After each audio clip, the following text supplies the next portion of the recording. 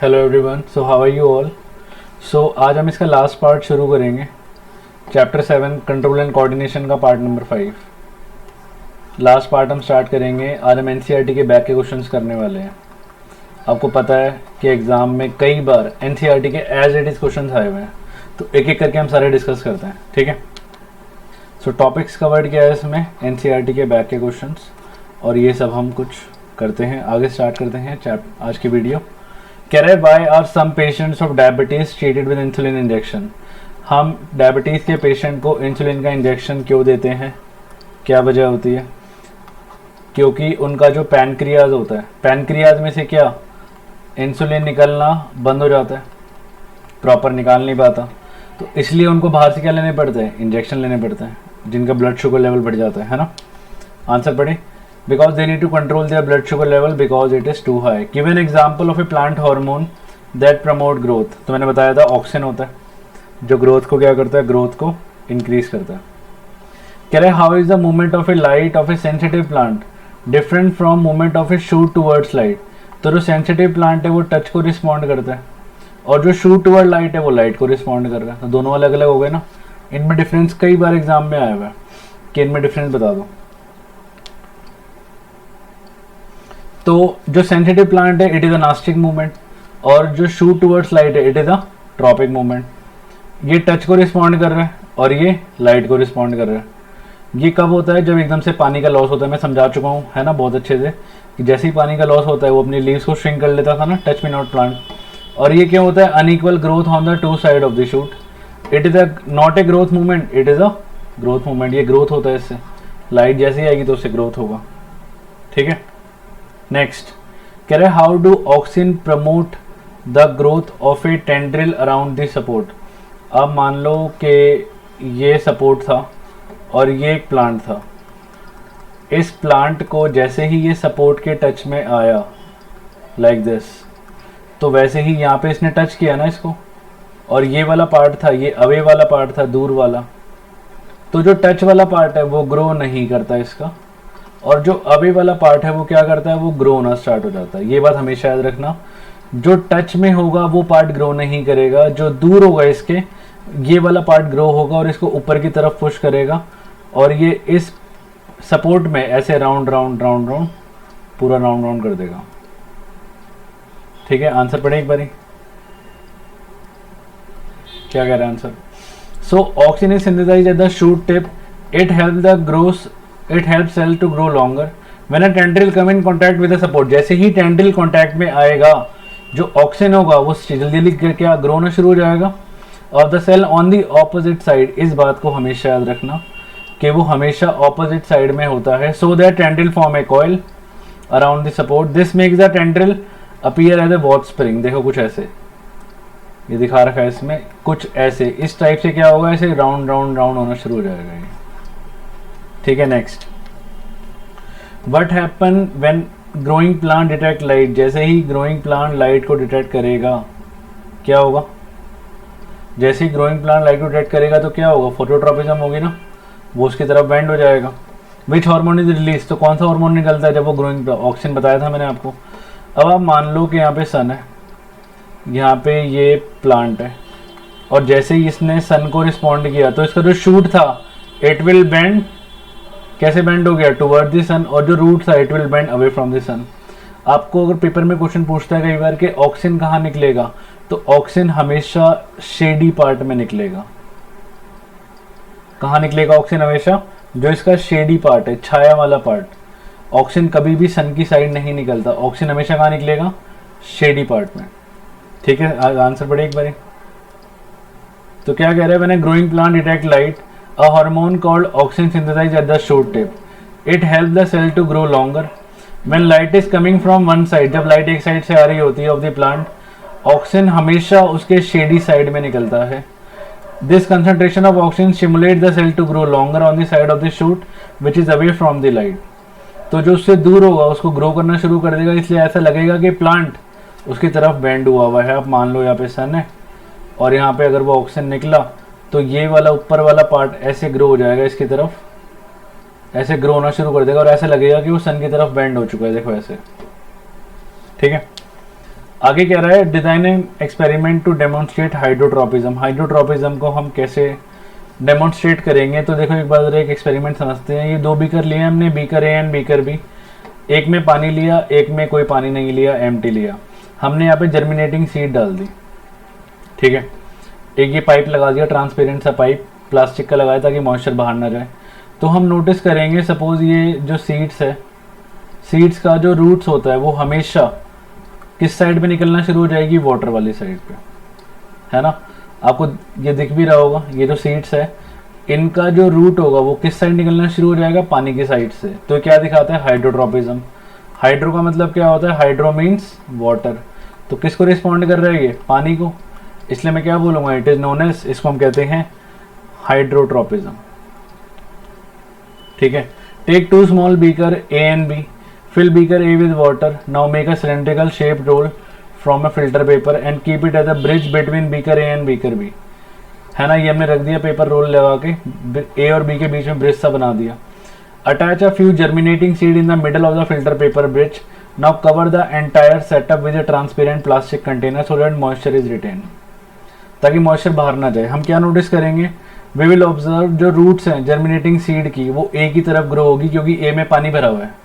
ए में क्या है, वाटर है, और बी में नो वाटर, कोई वाटर नहीं है। तो इसलिए जो सीड्स का जो रूट्स होगा वो हमेशा पानी की तरफ होगा। ये क्या दिखाता है, इट विल शो हाइड्रोट्रोपिज्म। ये देखो कुछ ऐसे दिख रहा है आपको, ये रूट्स दिखाई दे रही है, चेक करो, है ना। This experiment show hydrotropism. अच्छा नेक्स्ट कह रहा है how does our body respond जब एड्रिनल हमारी बॉडी में सिक्रीट होता है। जब हमारी बॉडी में एड्रिनल निकलना शुरू होता है तो हमारी हार्ट बीट फास्ट हो जाती है ना, बताया भी था मैंने, हार्ट बीट फास्ट हो जाती है। और क्या हो जाता है, हमारी बॉडी को ज़्यादा से ज़्यादा मोर ऑक्सीजन मिलना शुरू हो जाता है।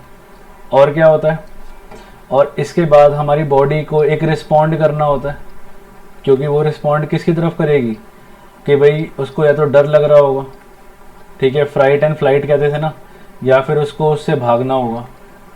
तो इस तरह से हमें पता लगेगा कि हमें रिस्पॉन्ड कैसे करना है। एक बार आंसर पढ़ते हैं इसका,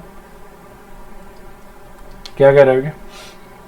एड्रिनल एक हार्मोन होता है सिक्रेटेड बाय एड्रिनल ग्लैंड, और ये पेयर में होता है ना, in case of any danger और इमरजेंसी और any kind of stress it is secreted directly into the blood. Directly किसमें मिक्स होता है, ब्लड में, और दूसरे बॉडी पार्ट्स तक वो लेके जाता है। जब ज़्यादा ये निकल जाता है तो एकदम से क्या करता है, हार्ट बीट को इंक्रीज करना शुरू कर देता है, और ज़्यादा से ज़्यादा आपकी बॉडी में क्या जाना शुरू हो जाता है, ऑक्सीजन। आपकी सांस फूलने लग जाती है एकदम से, है ना। द ब्रीथिंग रेट भी बढ़ जाती है हमारी, क्योंकि हमारा डायफ्राम कॉन्ट्रैक्ट हो जाता है। It also increase the blood pressure बढ़ जाता है। और इन सारे रिस्पॉन्स से हमें पता लगता है, इन सारे रिस्पॉन्स इनेबल करते हैं हमारी बॉडी को कि हम उससे कैसे डील करेंगे, स्ट्रेस से, इमरजेंसी से। भाई आपने उससे भागना है। अब एग्जाम्पल ले लो, आपको कोई सपोज मैं एग्जांपल दे देता हूँ, 12th का कोई स्टूडेंट आपको सपोज लड़ने आया, 12th का बच्चा 10th क्लास के बच्चे से, तो आपके पास दो ऑप्शन है ना, या तो उसको फाइट बैक करो या फिर रन करो। तो ये एड्रिनल ही बताएगा आपको कि हमें करना क्या है। एकदम से सांस फूल जाएगी, ऑक्सीजन मिलेगा, बट ये एड्रिनल आपको फाइनल रिस्पॉन्ड देता है कि आपको उससे लड़ना है या भागना है ना। सो नेक्स्ट कह रहा है विच ऑफ द MCQ है, इनमें से कौन सा प्लांट हार्मोन है। इंसुलिन तो आपको पता है पेनक्रियास से निकलता है, प्लांट में नहीं निकलता। थायरॉक्सिन भी आपको पता है थायराइड ग्लैंड से हमारी बॉडी से निकलता है। ऑस्ट्रोजन गर्ल से निकलता है। तो आंसर इज साइटोकिनिन। कह रहे brain is responsible for thinking, yes, regulating the heart beat, ठीक बात है, बैलेंसिंग द बॉडी, तो answer will be all of the above. क्या आंसर होगा, ऑल ऑफ द अबव। अगला कह रहे हैं जो गैप होता है ट्यू न्यूरॉन के बीच में, मैंने बताया था, क्या कहते हैं उसको, साइनैप्स कहते हैं, ठीक है। Next, what is the need for a system of control and coordination. Control coordination की नीड क्या है हमें। सपोज अगर प्लांट में कंट्रोल कोऑर्डिनेशन नहीं होगा तो क्या वो लाइट को रिस्पॉन्ड कर पाएंगे, नहीं कर पाएंगे।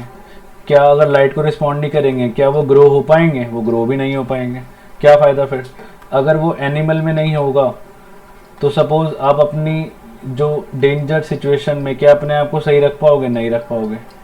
क्या आप थिंकिंग सोच पाओगे, आपने सोचा कि मैंने वॉक करना है और आप वॉक कर पाओगे, आप वॉक कर ही नहीं पाओगे क्योंकि कंट्रोल कोऑर्डिनेशन सिस्टम ही नहीं है, तो हम सर्वाइव ही नहीं कर सकते, है ना। आंसर पढ़े।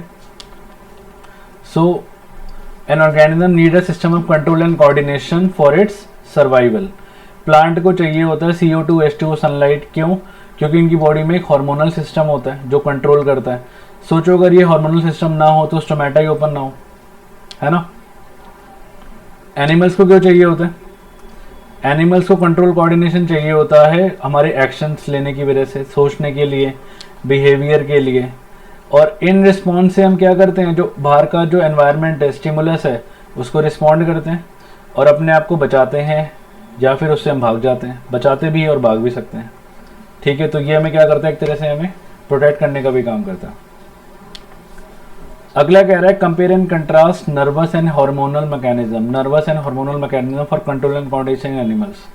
सो नर्वस मैकेनिज्म जो होता है वो न्यूरॉन कंट्रोल करता था, याद है, न्यूरॉन से जाता था। और हार्मोन कौन? हमारे ब्लड से जाता था। ये नर्वस टिश्यू से जाता, ब्लड से जाता था, है ना। एक बार आंसर पढ़ते हैं इसको भी, क्या कह रहा है। इन्फॉर्मेशन कहाँ जाता है, मैंने बताया, ये इलेक्ट्रिकल इम्पल्स की फॉर्म में जाता है और वो केमिकल मैसेंजर्स की फॉर्म में जाता है। मैसेज जाता है नर्व फाइबर के थ्रू, ये मैसेज जाता है ब्लड स्ट्रीम के थ्रू। जो इफेक्ट होता है मैसेज का वो बहुत छोटे टाइम के लिए होता है, और ये जो इफेक्ट होता है बहुत लंबे टाइम के लिए होता है। जो फ्लो होता है इन्फॉर्मेशन का वो रैपिड होता है, क्विक होता है, और जो फ्लो होता है वो क्या होता है, स्लो होता है। क्योंकि आपको पता है हार्मोनल सिस्टम से हार्मोन निकलेगा और वो धीरे धीरे आपकी बॉडी में चेंजेस लाता है। जैसे सपोज आपकी हाइट इंक्रीज करना हो गई, और भी कई चीज़ें हो गई, तो ये सारी स्लो होती है ना, एकदम से तो होती नहीं है। ये न्यूरॉन से बना होता है और ये सिक्रीटरी ग्लैंड से बना होता है, ठीक है। कह रहा है what is the difference between manner in which movement in sensitive plant and movement in our legs. So sensitive plant जो होता है और लेग्स में जो होता है ये वॉलेंट्री हो गया ना, हम सोच समझ के अपनी लेग्स को मूव करते हैं। और ये क्या हो गया, टच को रिस्पॉन्ड कर रहा है, इनवॉलेंट्री हो गया। सो सेंसिटिव प्लांट्स में देयर आर नो मसल्स, कोई मसल्स का इन्वॉल्व नहीं होता, नो नर्वस सिस्टम। और लेग्स में क्या होता है, मसल्स भी होते हैं, नर्वस सिस्टम भी होता है। सेंसिटिव प्लांट में क्या होता है, because of loss of water की वजह से, और ये होता है contraction and relaxation of muscle. ये किसको रिस्पॉन्ड करता है, टच को, और ये किसको रिस्पॉन्ड करता है, ये हम अपने ओन विल के अकॉर्डिंग करते हैं, सोच समझ के काम करते हैं ये चीज़। बस खत्म, टाटा बाय बाय। आपका चैप्टर ख़त्म हो चुका है और मैंने ऑलमोस्ट फुल चैप्टर अच्छे से कवर करने का ट्राई किया है, और मैं आपको गारंटी दे सकता हूँ इस चीज़ की कि इस चैप्टर से ऑलमोस्ट पूरा पेपर चैप्टर 7 का इसी से सेट होगा। तो इसको अच्छे से देखना है इस वीडियो। सो आज हम यहीं तक करेंगे, चैप्टर हमारा फिनिश हो चुका है, चैप्टर नंबर 7। अच्छा, अगर आपको कोई भी डाउट हो इस चैप्टर से रिलेटेड तो आप इस नंबर पे मुझसे व्हाट्सएप पे या कॉल पे बात कर सकते हैं। कोई भी आपको डाउट हो, कोई भी चीज़ पूछनी हो तो आप इस पे मुझसे क्लियर कर सकते हैं, मैं पर्सनली आपके डाउट्स ले लूँगा। और अगर आपको कोई भी सपोज वीडियो चाहिए, कोई हेल्प चाहिए, तो आप कमेंट सेक्शन में लिख सकते हैं, I will definitely help you, ठीक है। सो आगे वाला पार्ट हम नेक्स्ट क्लास में करेंगे। अच्छा, एक चीज़ और, ये हमारी बुक है A1 स्टडीज़ की, A1 स्टडीज़ साइंस का study material for class 10। A1 studies की मैंने बुक लिखी हुई है, एक एक क्वेश्चन का एक एक पार्ट मैंने खुद अपने हाथ से टाइप किया है। और मैं आपको एक गारंटी दे सकता हूँ, इस बुक से, ये बुक पढ़ने के बाद आपके 80 to 90% बुक में से as it is same to same paper set होता है। इवन जो चैप्टर 7 आपने PPT में पढ़ा है, ये चैप्टर 7 भी मैंने पूरा एज इट इज इस बुक में मैंने डाला हुआ है। तो अगर आपको मंगानी हो तो ये वाली बुक आप ऑर्डर कर सकते हो, ठीक है। Thank you.